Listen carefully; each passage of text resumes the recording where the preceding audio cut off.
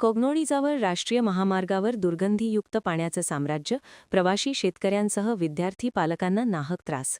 राष्ट्रीय महामार्ग क्रमांक 4 वरील न्यू इंग्लिश मीडियम स्कूल ते नवीन उड्डाणपूल दरम्यान दुर्गंधीयुक्त पाणी सर्व्हिस रोड नजीक वाहत असल्यामुळे विद्यार्थी व पालकांना तसेच या परिसरातील व्यापारी व नागरिकांना नाहक त्रास होताना दिसत आहे.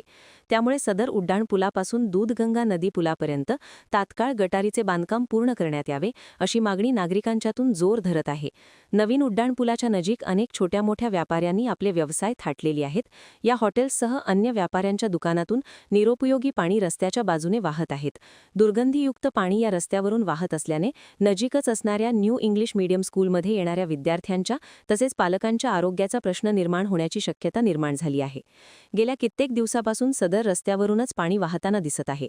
वास्तविक पाहता नवीन उड्डाणपुलापासून ते दूधगंगा नदीच्या साईड फाट्यापर्यंत या दुर्गंधीयुक्त पाण्याचे गटार काढून विल्हेवाट लावणे अत्यावश्यक होते.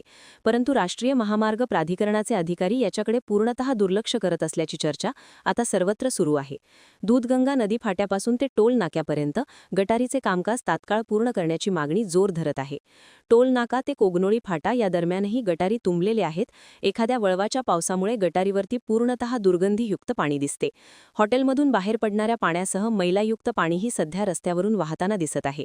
त्यामुळे टोल नाक्यापासून ते दूधगंगा नदीपर्यंत तात्काळ गटारीची बांधणी करून घ्यावी, अशी मागणी जोर धरत आहे. महान कार्य न्यूजसाठी विठ्ठल कोळेकर, कोगनोळी.